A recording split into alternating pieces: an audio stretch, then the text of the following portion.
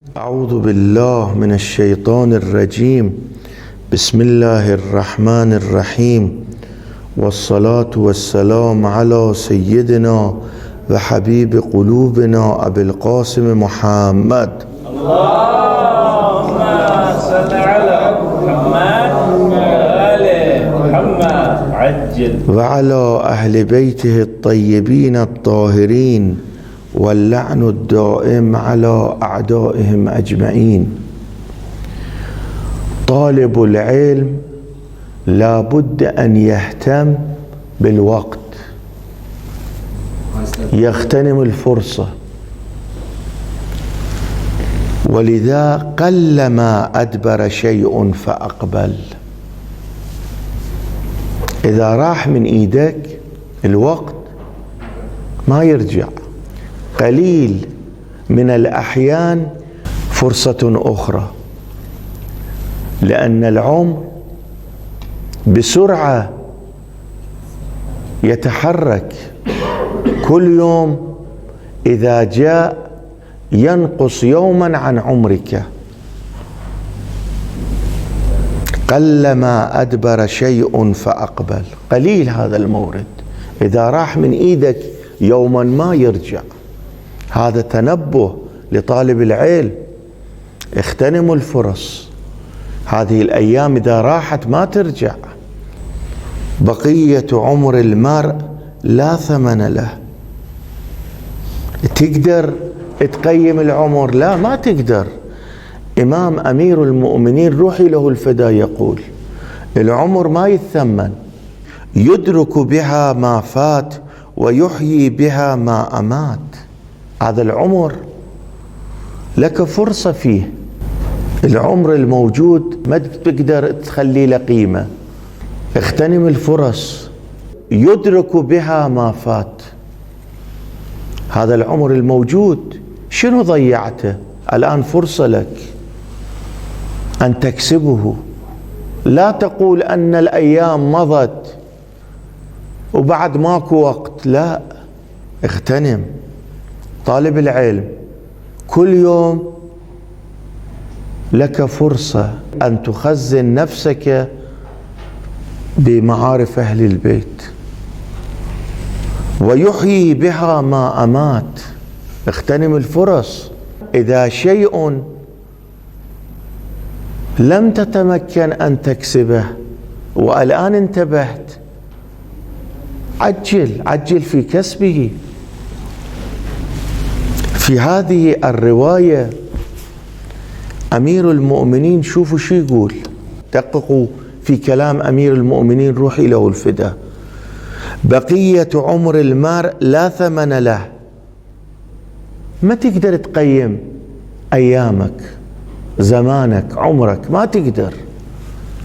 يعني هذا شيء عظيم، شيء مهم، شيء ثمين.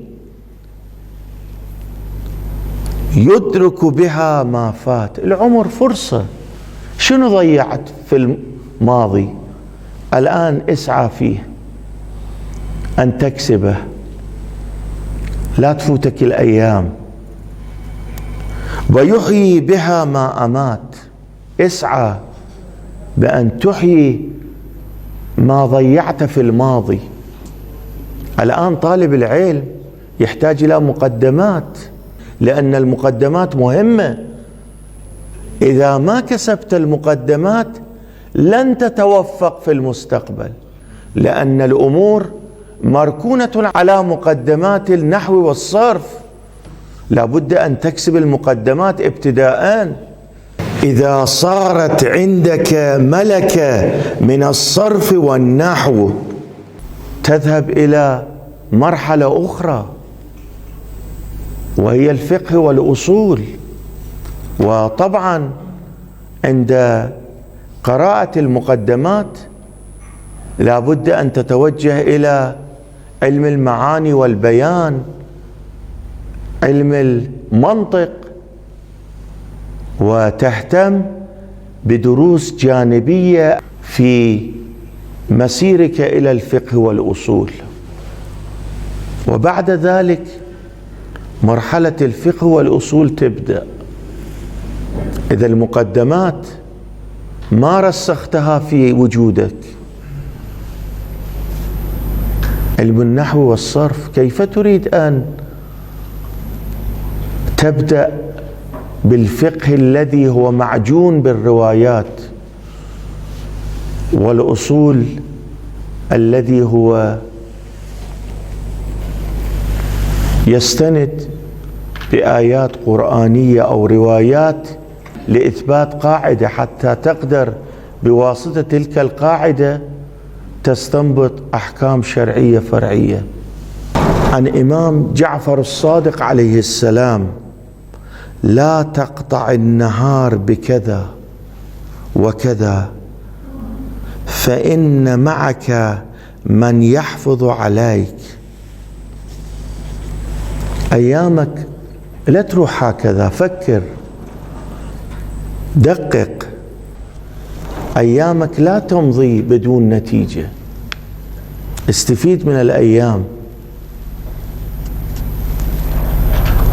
اغتنم الفرص، اليوم استفيد منه، لا تخلي بدون نتيجة يمضي. هكذا يقول الإمام إمام جعفر الصادق عليه السلام. اعلم كل حركاتك تكتب، عندنا ملائكة هي مأمورة بكتابة أعمالك. إذا أنت انتخبت هذا الطريق بحيث تكون ممثلا عن الدين، لابد أن تراعي بعض الأمور، حسنات الأبرار سيئات المقربين، لابد أن تلتزم ببعض الأمور. لا يمكن أيامك تمضي بدون هدف، بدون نتيجة. الناس يشوفوك، يرونك الناس، يتوقعون منك شيئا آخر غير الشيء الذي يتوقعون من العوام. ولذا يقول: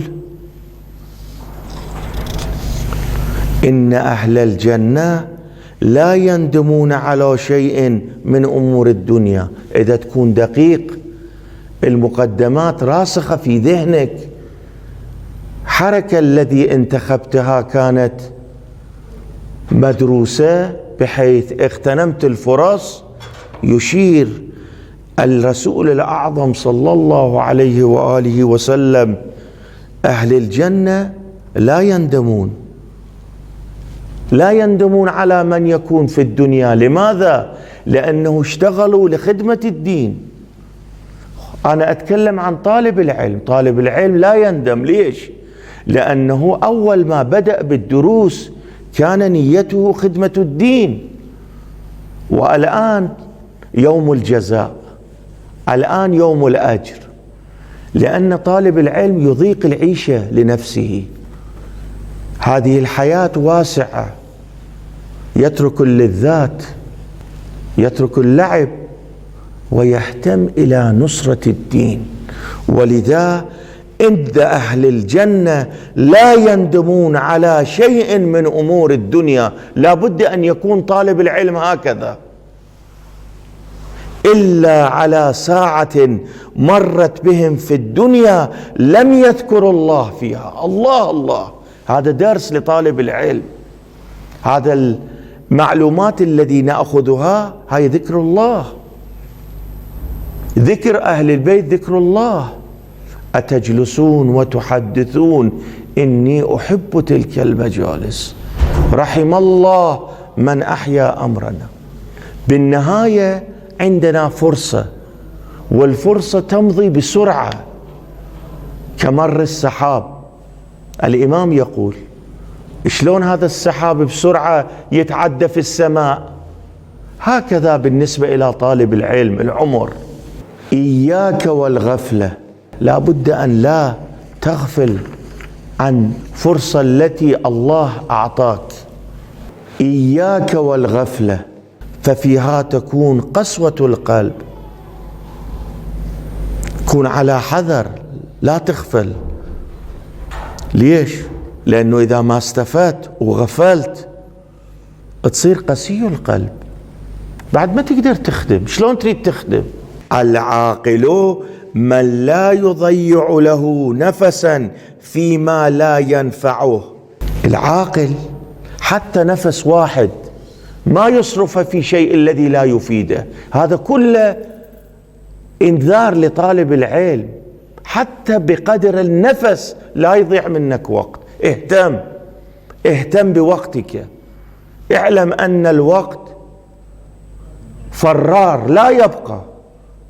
الآن شوف لحظات احنا موجودين، لما خلصنا من هذا الدرس وإن شاء الله بعد هذا الوقت لا يرجع، راح ذهب. اغتنموا الفرص. إن شاء الله نستمر بالدروس في أيام الآتية، والحمد لله رب العالمين. اللهم صل